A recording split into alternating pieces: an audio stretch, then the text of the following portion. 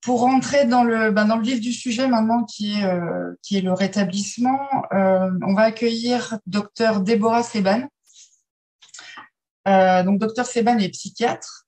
Elle est directrice du Centre collaborateur de l'Organisation mondiale de la santé, donc le CCOMS, donc pour la recherche et la formation en santé mentale à Lille. Et Dr Seban est doctorante en santé publique.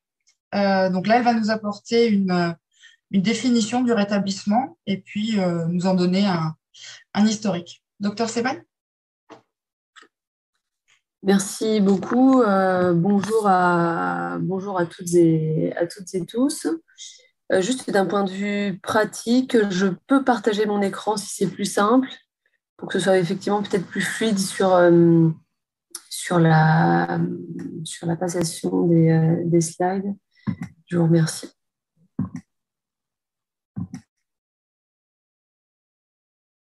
Voilà.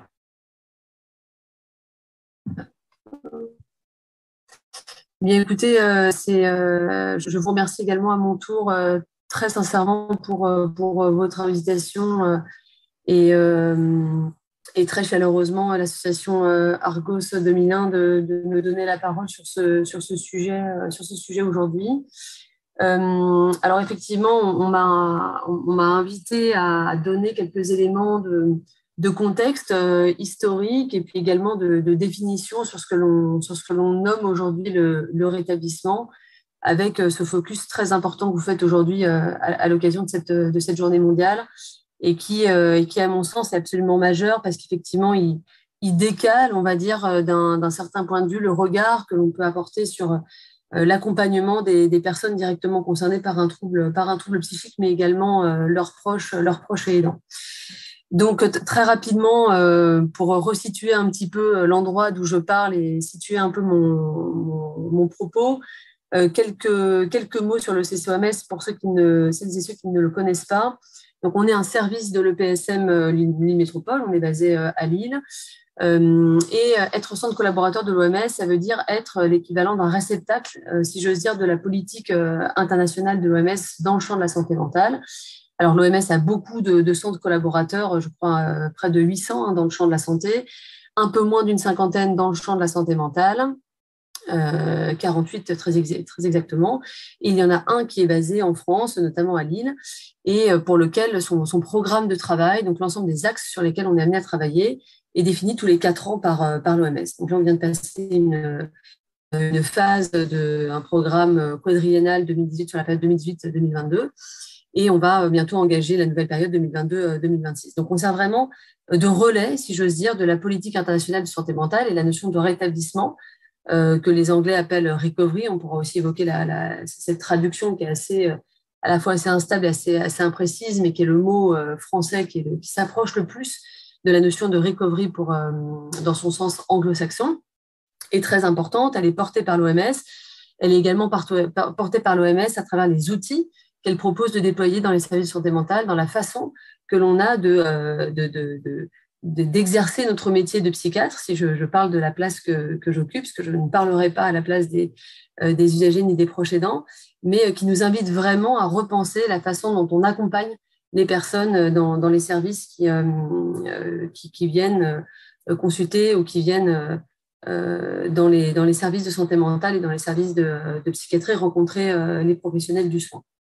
Donc, le CCOMS s'appuie également sur un groupement de coopération sanitaire dans l'idée de pouvoir déployer l'ensemble des actions et l'ensemble des axes de travail de ce programme.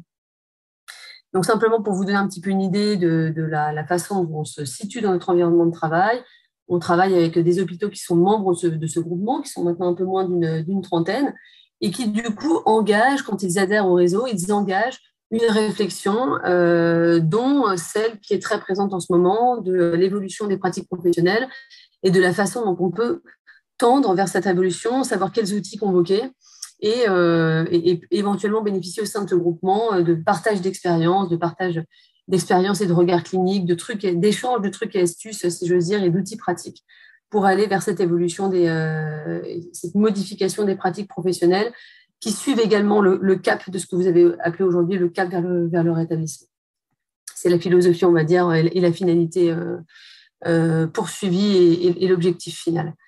Simplement un mot sur les valeurs qui guident, j'ai voulu les remettre, alors je ne vais pas forcément toutes les relire, mais le CEMS travaille sous le prisme de ce qu'on a appelé les valeurs, qui sont des valeurs qui ont été coécrites par l'ensemble des membres de l'équipe. Quand je parle de l'ensemble des membres de l'équipe, ce sont les professionnels du soin, mais également des sociologues, des philosophes, des historiens, des ingénieurs de recherche dans le champ de la santé publique, également les usagers et les proches et aidants qui font partie intégrante de notre équipe. Et dans ce fonctionnement même, on engage les valeurs, on applique l'ensemble de ces valeurs aux axes de travail qui sont les nôtres.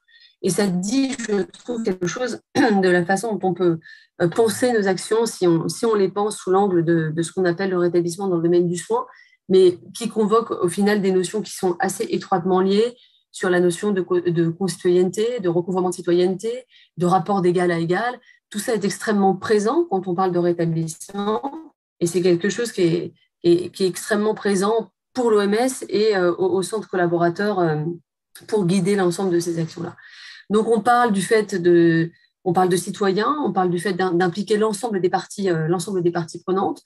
On évoque également l'affirmation des droits et de la pleine citoyenneté, qui est un élément absolument central dans les pratiques orientées rétablissement.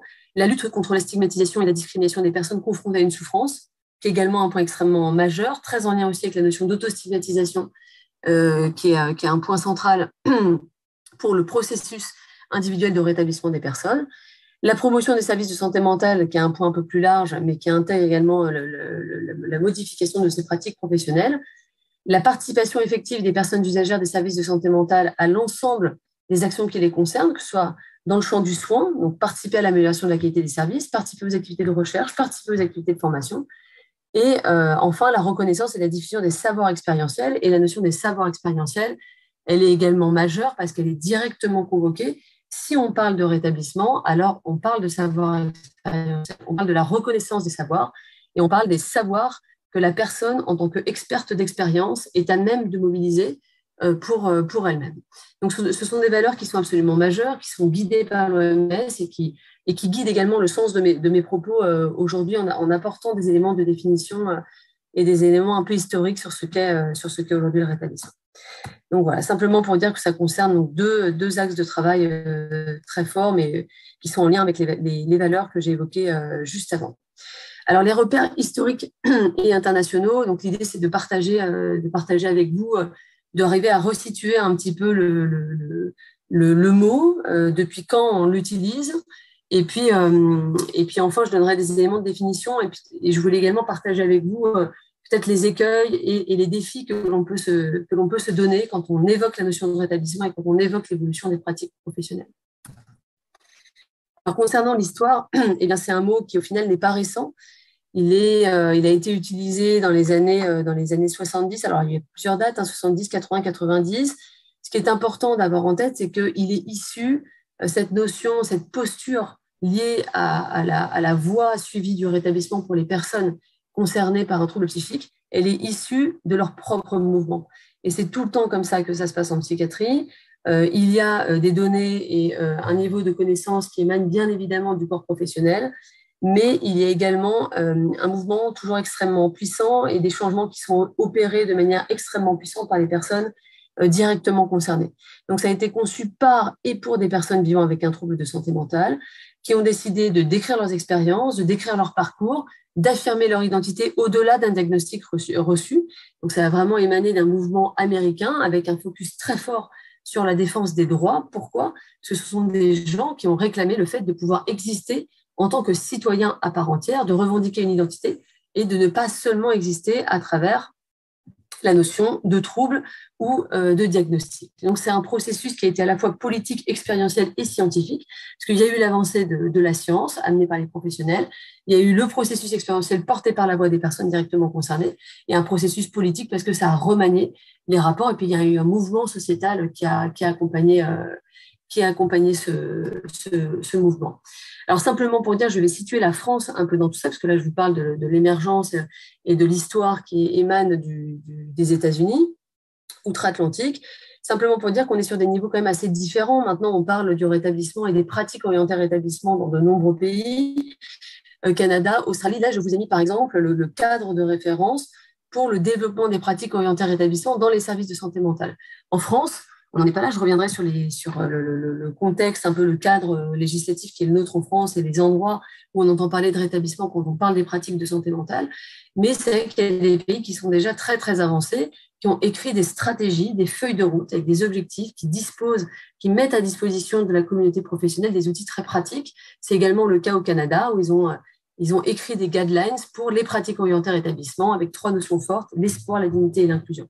Donc, il y a certains pays qui ont vraiment sont allés encore un peu plus loin et qui ont d'ores et déjà des supports mis à disposition de la communauté professionnelle pour avancer sur cette notion-là. Je voulais également vous dire un mot de la posture de l'OMS qui porte depuis maintenant de très nombreuses années le programme Quality Rights, donc qui fait un focus très fort sur l'évaluation de la qualité du respect des droits des personnes vivant avec un trouble psychique et qui, dans le cadre de ce programme, a développé tout un tas de modules de formation que le CCOMS de Lille a traduits, qui vont être lancés sous un format virtuel. Il y a le lancement de la plateforme e-training où se trouve l'ensemble de ces modules de formation qui sera lancé le 12 avril. Et le CCOMS est mandaté par l'OMS pour construire des modules de formation qui s'attachent directement à prodiguer du contenu pour les professionnels de santé sur ce que doivent être en pratique une pratique orientée à rétablissement dans un service de santé mentale. Donc l'OMS a fourni ses guides et ses modules de formation il y a maintenant longtemps et enfin on va pouvoir mettre à disposition l'ensemble de ces modules cette année 2020. Alors en France, où est-ce qu'on en est du rétablissement ? Eh bien, on a beaucoup avancé. On le comprend de mieux en mieux. Je pense que la façon dont on pense encore ce concept n'est pas complètement aboutie, raison pour laquelle, à mon sens, il est absolument majeur de continuer des actions de formation auprès de l'ensemble des professionnels, que ce soit en formation initiale ou en formation continue, mais mieux compris qu'il y a 10 ans. J'ai pris, par exemple, je suis allée un peu chercher le type d'intervention qu'on pouvait voir dans les congrès. Donc là, c'est un résumé de ce qui a été un congrès ou une des interventions menées lors d'un congrès national de psychiatrie. Eh bien, on en était là. C'était la 5e édition du congrès. Donc, il faut imaginer que c'était il y a un peu moins de 10 ans. On se posait ces questions-là. Qu'est-ce donc le rétablissement ? Où est-ce qu'on en est ? Il s'agit d'un concept réjouissant à plus d'un titre. On parlait de courant en faveur d'une médecine personnalisée. On parlait de courant. C'était il y a 10 ans.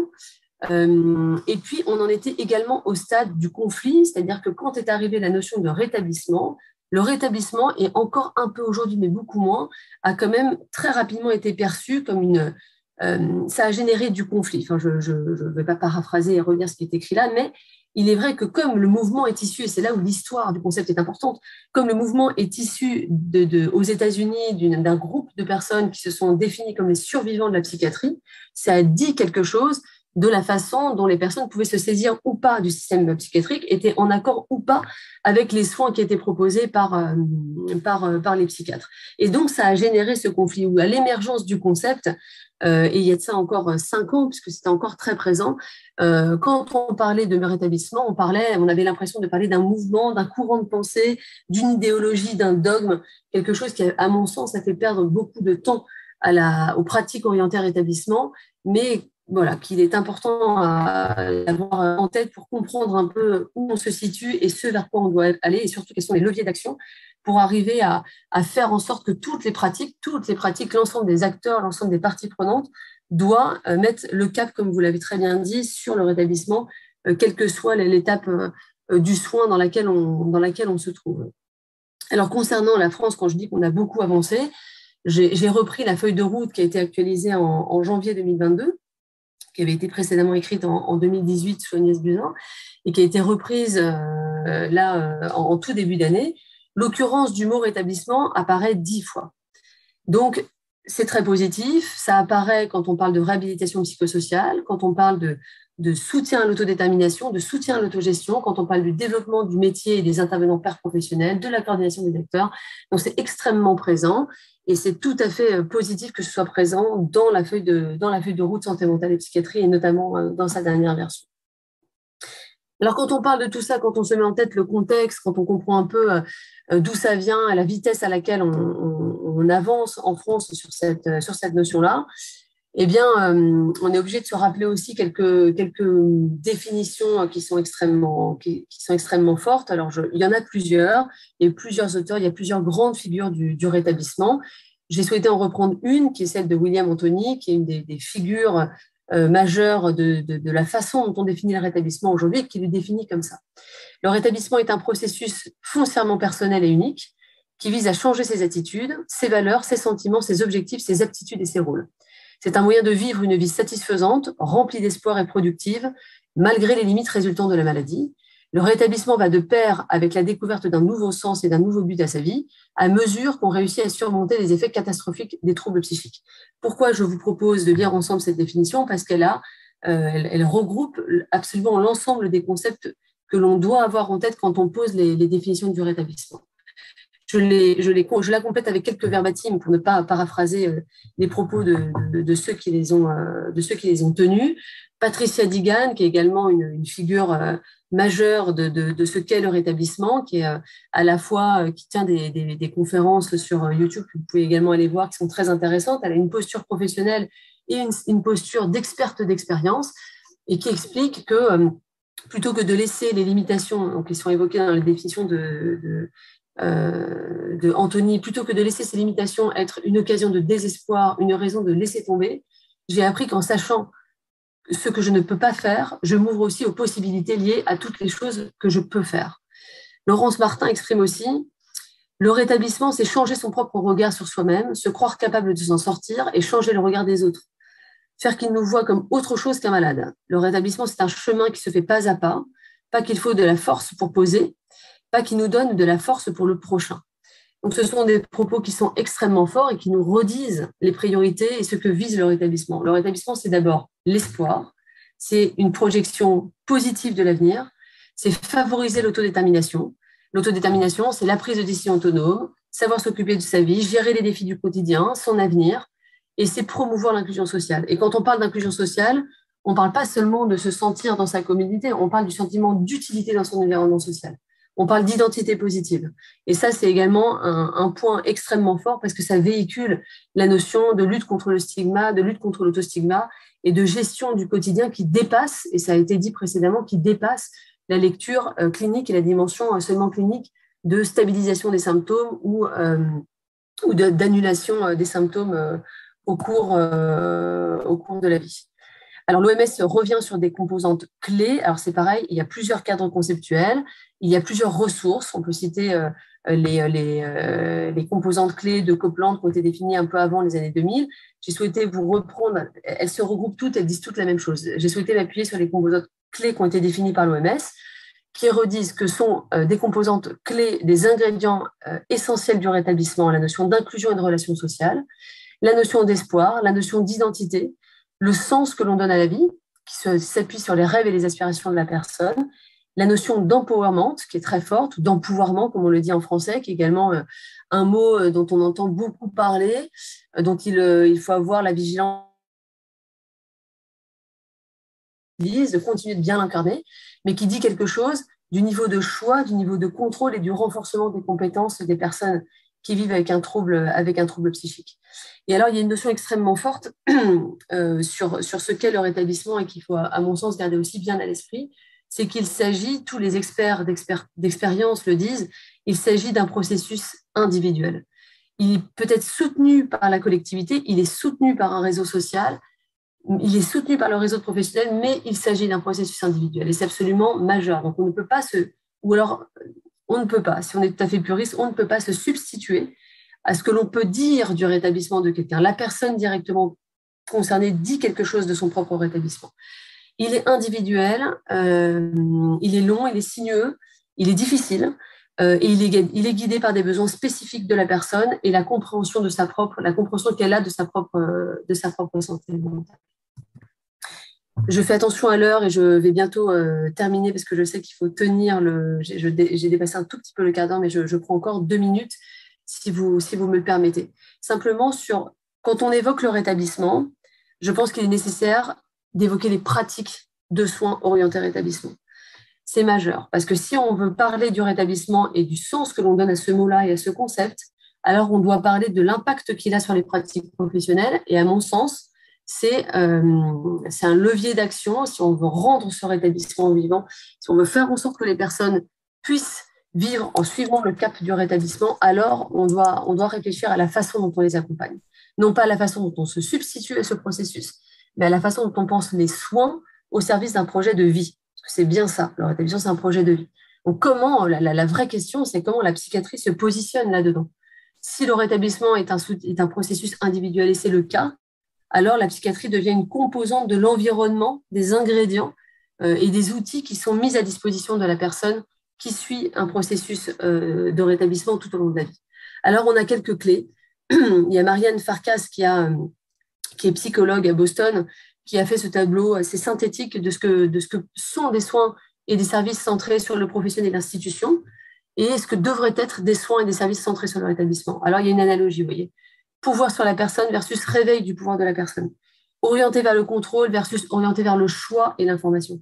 Basé sur le risque et la peur versus basé sur les espoirs et les souhaits. Là, il y a la notion également de gestion du risque versus prise de risque, qui est extrêmement importante également dans la notion de rétablissement. Anciennement, l'individu s'adapte au système versus le professionnel s'adapte à l'individu.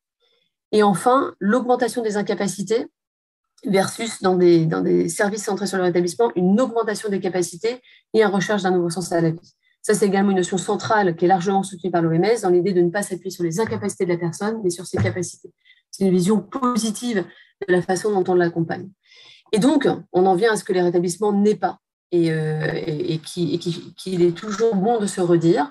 Le rétablissement n'est pas un projet de soins, ce n'est pas la guérison, ce n'est pas la stabilisation ou l'absence de symptômes, ce n'est pas non plus l'absence de handicap, puisqu'on peut vivre avec un fonctionnement qui peut être plus ou moins difficile selon plus ou moins les gestes de la vie quotidienne, mais qui ne dira pas qu'on n'a pas engagé un processus de rétablissement. Et ce n'est pas non plus la capacité ou l'obligation à vivre ou travailler comme tout le monde, puisqu'il s'agit toujours de veiller à ne pas se substituer au choix de la personne. Et enfin, quand on parle des pratiques professionnelles, eh bien, il faut bien se redire que ce n'est pas ce que les praticiens font pour les personnes. Les praticiens font pour les personnes en ce sens où elles amènent un environnement propice au soutien du processus individuel de rétablissement pour la personne. Et enfin, ce n'est pas non plus un modèle théorique. Et ça, c'est important pour dire que le rétablissement doit rester un contenant. C'est quelque chose qu'on a souvent discuté également, que l'on m'a souvent opposé pour dire oui, mais le rétablissement s'oppose. Est-ce que le rétablissement s'oppose, par exemple, dans sa forme caricaturale, à la recherche en neurosciences? Est-ce qu'il s'oppose à la recherche? Bien évidemment que non. Et vous en faites la preuve aujourd'hui, ne serait-ce que par le programme de votre journée, avec l'intervention du professeur Étain juste avant, qui réexplique le concept, l'origine, la façon de la lecture que l'on a, médicale du trouble, et à la fois, on peut également parler du cap sur le rétablissement. Donc, c'est également majeur d'avoir bien en tête ces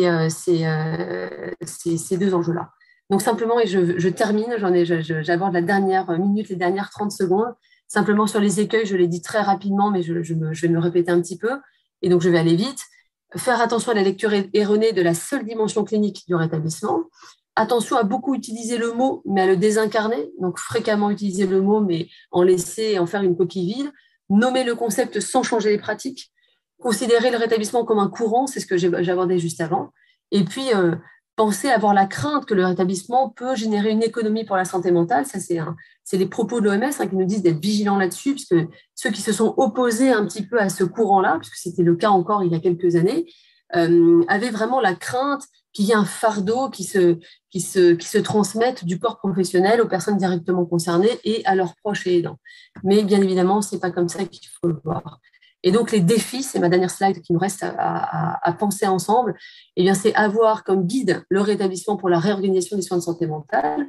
Parler du rétablissement et des pratiques, ça veut dire quelle gouvernance, quel leadership, quelle réorganisation des services, quels outils, quels dispositifs de soins mis à disposition des professionnels. Penser les outils de soins en soutien à des projets de vie, faire évoluer les pratiques et vraiment engager un changement de culture, puisque c'est aujourd'hui pas la formation qui est la nôtre. Et donc, le dernier point, mais qui est également central, c'est engager des actions de formation pour tous les professionnels de la santé mentale pendant leur formation initiale ou pendant leur formation continue, si on veut donner du sens en pratique à ce cap donné sur le rétablissement. Et j'en ai fini. Je vous remercie.